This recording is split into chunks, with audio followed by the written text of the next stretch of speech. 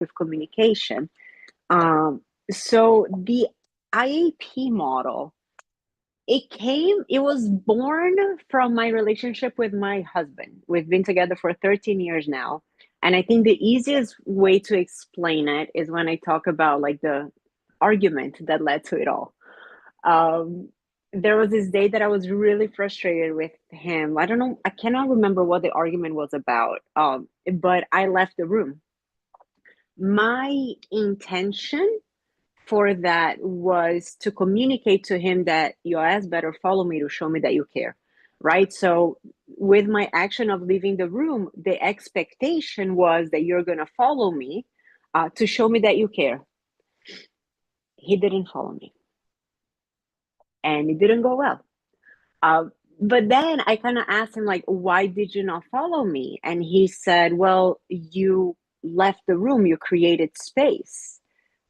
When I saw that, I thought, what would I want if I had created space? I would have want her to respect it. Therefore, I, in respecting you, didn't follow you. That's like when I started realizing like there is a difference between what my intention is and how somebody perceives the only external factor, which is the action itself. Did that make sense? It does, because you want to make sure that if you were in that person's situation, how would you want to be communicated to? Is that correct? Yeah. And we often believe that all actions have a universal meaning, and it's, of course, the meaning that I attribute to it. Right. So let's say if I'm having an anxious moment and I walk out, the people around me may think that, oh, what did I do? And take it personally. Because that, what, how else am I going to take the fact that we were talking and then you just walked out? Right. What did I do wrong? Or she, and it's not until maybe we have a conversation later on that I allow you to know it had nothing to do with you. I was in a state of feeling overwhelmed, and in that moment I needed a space to breathe, right? But that's usually not communicated, so our actions tend to get lost in translation because we don't communicate the intentions behind it. That makes sense to me, because if I look back on, let's say, some of my relationships, when I wanted to communicate, because I'm a talker, and I think sometimes, I think we mentioned this last time, because of our training, we know that the communication is very important.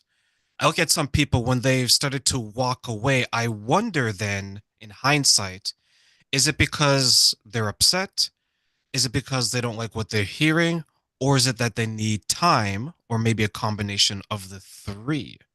What do you think it could be then? I We cannot know until we know, right? That's the beauty of this, is we can make assumptions as to what it could be, but unless I legitimately ask, I won't necessarily know. That's why I love whenever either in a session with couples or even myself with my friends, or when in the moment sometimes we can't ask, or we don't know how to, or we're too flustered to be able to go through it. So in the moment things are not going to go well, right? In the moment, my intentions or my reasons are opaque to you, your intentions and your reasons are opaque to me. But if we're able to get to a place, maybe the next day, where we have that post conversation, and I understand where you are coming from and you understand where I was coming from, is like we're allowing the windows to our mind to open up and to be transparent to each other. So now, like if you're saying in this case, there are three possible options. I don't know what they are, but if I'm able to ask you and then you tell me what it is, I will understand you better for next time that this happens. Okay, I That, like that, because then it puts everyone in a situation that it's kind of funny in a way, right? Like you're trying to communicate, but you're not asking, which is, in a sense, you're not really communicating, yeah. right? We tend to make a lot of assumptions, and I think it's very normal. Either worst case scenarios, or that we did something, right? If you're looking at me in a different way, I'm thinking, oh my God, what did I do? If somebody's just like staring at you at a store, but they're actually staring past you, but you think that they're staring at you, and you're like, what is wrong with you? What, and the person is just thinking about their day, right? But we cannot know what we don't know. And I think this is a big thing that I often say in this book is we cannot know what we don't know, but when we don't know, we act based on what we think we know, right? We fill in the blanks with our own narrative. The way that so there will be, see, this is not for the next book that I'm thinking about, but I like to call it like the mind's eye. So let's say that I have three data in front of me. One is that you walked away, right? Two is that before you walked away, I said something that led you to be quiet. And three is like we were having fun up to now. Those are the three things that we know. To make sense of all these three, now I make a full narration in my mind. I probably said something that you did not like, and so you walked away because you're mad at me, right? Because it makes sense. And now that we think that this narration is the correct one, we are likely going to act upon it based on that, as opposed to ask, is the filling the blanks that I'm doing correct or not? Right? Because it could just be when we talk to the other person and like open the the blinds to our mind that the other person can say, we were having a great time. um I got a ting on my phone and it triggered me to think about something and go somewhere totally different, and I just needed to walk out at that moment, and it had nothing to do with me. Does that make sense? Yes, because then maybe it's like I'm going to assume you don't understand. So therefore, I'm not going to communicate. Or on the other side, and I've seen this so many times, and maybe you've seen this, Patricia, where it's like, okay, you should know what's wrong. So I'm going to assume that you know. Like, what is that? Maybe why so many people struggle because instead of communicating, they just assume and assume again. Yeah, we I'm one of them, right? I think we all have assumptions, and those assumptions, they come from the way that we've interacted with the world, the way the world has interacted with us. If I come from a place where chores are something that it's just what you do, you don't get any like accolades for any thank yous because it's what you're supposed to be doing. And then I'm here with my partner, and when they do a chore, I am looking at you as well, but that's what you're supposed to be doing. But they didn't come from that. They came from a place where when you do something, you get gratitude. Now the two of them are going to have like an argument, because in this space I'm telling you like, well, why should I thank you for something that you should be doing in the first place? Right? It's not the same this way around. So our assumptions are based on how we grew up, how we see the world, and we tend to believe that this is the way, and we impose it onto others without questioning that that is not always the way. Then how can we resolve that to make sure that we're not doing that in our relationships? Talking, I think being interested and curious, or and even understanding that me perceiving something one way does not mean that that's how you meant it. So one of the things like with my clients that I was talking about, and I think this was this week, um, they were having an argument where the one of the spouses said like, I felt this way, and the other one said, well, I didn't do this. And so in that conversation I said, well, we got so much data because in spite of you not having done what your partner is expressing, she still is telling you that that's how she's feeling. So could we ask her like, what is it that has, what is it that I did that has made you feel this way, right? Because I may not have done what you said that I'm doing, but you felt it. And when we feel a certain way, we can't, it's impossible for me to say, don't feel it because it's there. So if we're able to ask, like, what has made you feel this way? What has made you feel unhappy, unloved, frustrated, angry? I may not agree that I've done it, but we can then identify what can we do differently. Does that make sense? Yes, because then it puts the person in a situation where they're going to have to explain. But then I wonder if, like, if I take you and I, and for those listening, we're not actually in a relationship. We're in a relationship separate from each other. Let me clarify that, right? Because we both have rings on our finger. But for those who are listening, what I would say is then, could it be that maybe I would be a little afraid to get the answer back from the person if I were to ask that question? I mean, for sure. I believe so. Um, I'm gonna go to Gottman for a minute because one of the things when in writing this book, I used Gottman and Chapman. So I'll give a quick for those who may not know who they are. So love, love, Dr. John Gottman, and his wife, Dr. Julie Gottman, I think she's a doctor as well. They essentially did a study where they observed couples, right, coming in and out of like their lab, like a kitchenette, let's say, and they will come in and out and they would just observe their interactions. And through that observation, they identified some themes and they have the masters and the disasters of couples. And that's how the 7 principles for making marriage work came into fruition. There is a great video, it's a 47-minute video called The Making Marriage Work, where Dr. Gottman talks about it. But he says that the first principle is us being each other's best friends, right? Within a couple. So he's specifically talking about couples, is being each other's best friends. And he has what he calls the love map. How well can we travel in the map of our loved ones? How well do we know each other? But what I really loved about his study and what he expresses is he's identified that a positive to a negative interaction is not one to one. You need five positive. I was gonna do this. 5 positive interactions to offset one negative interaction, and he called that the emotional bank account, right? So you need 5 deposits for every one withdrawal.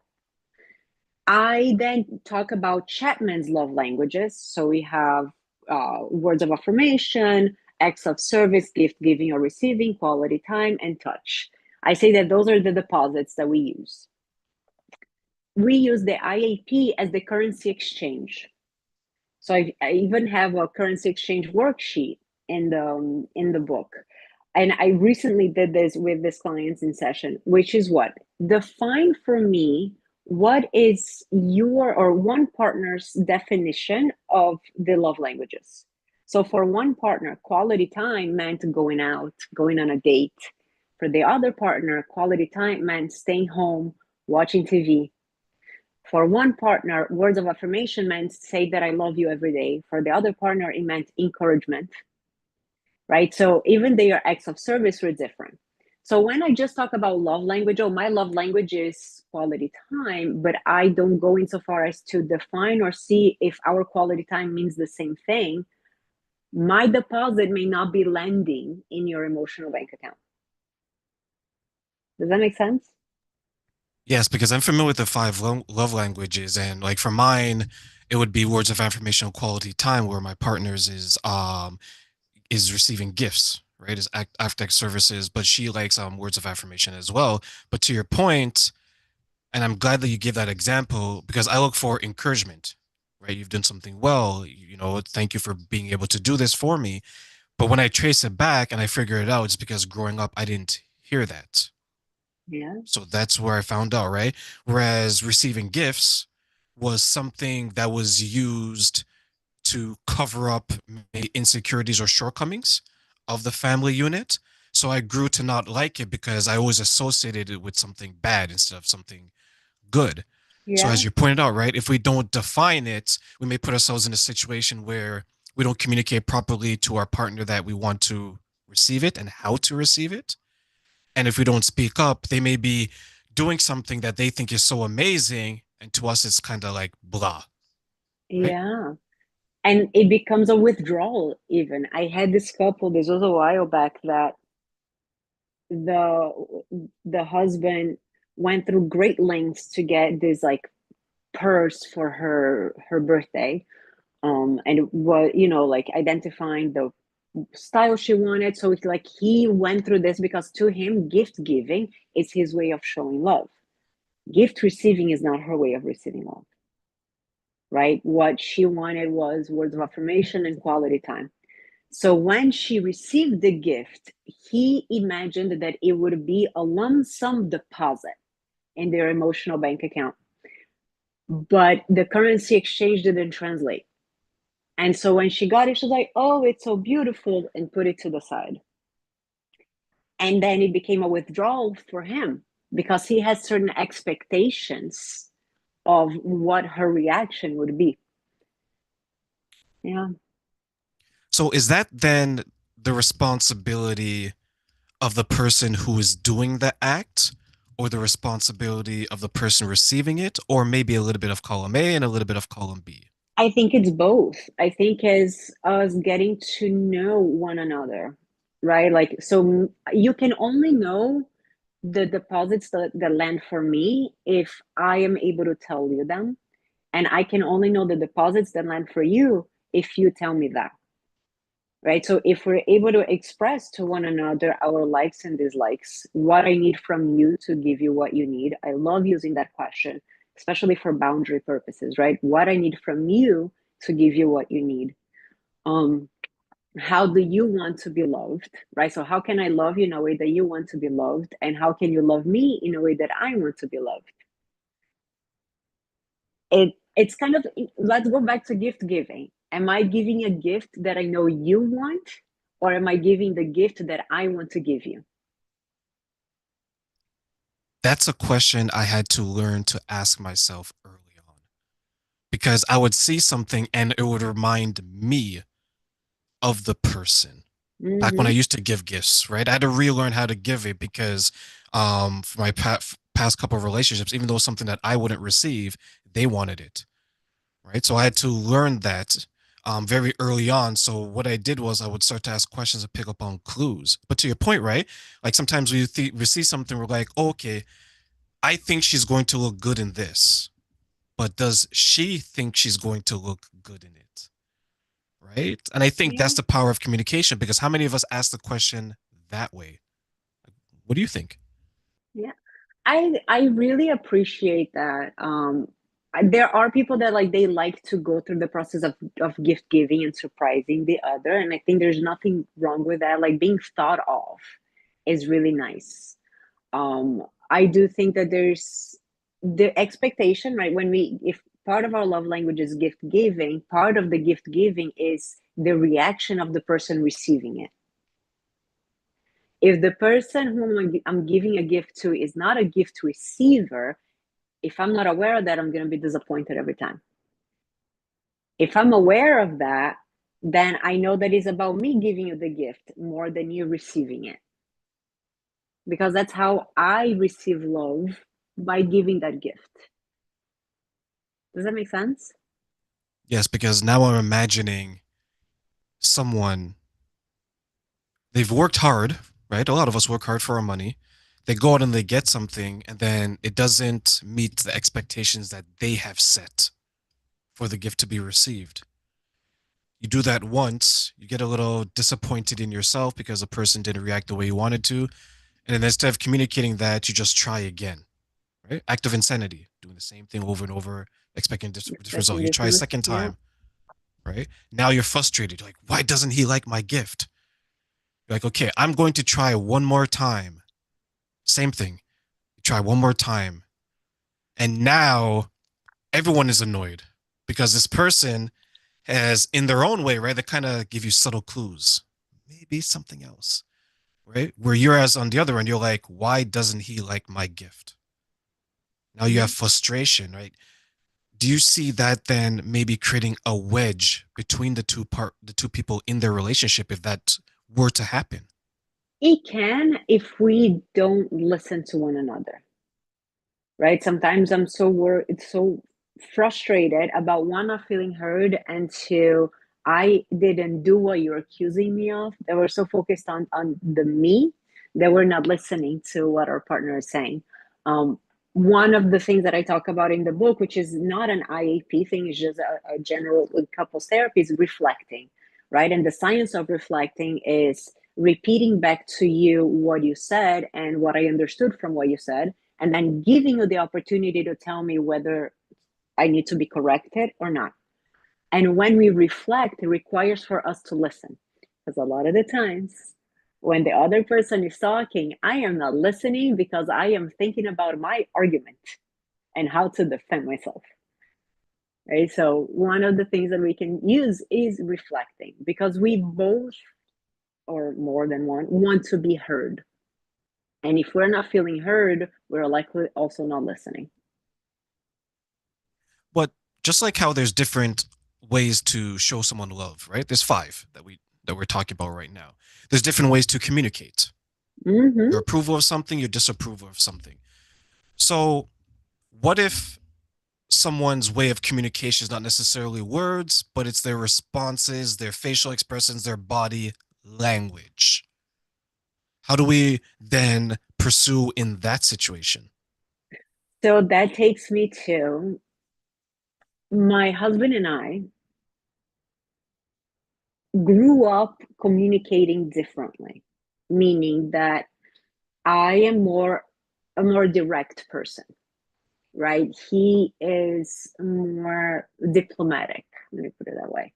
And even the concept of the word respect, right? So the way that I see respect is to say, if you ask me a question, I will answer you directly, right? So if you cook something for me and you ask, did you like it? And I didn't, I'll say, I appreciate it. Is not really my taste. I don't really, this is actually me being a little bit more diplomatic because before I would just say, no, I don't like it, but thank you.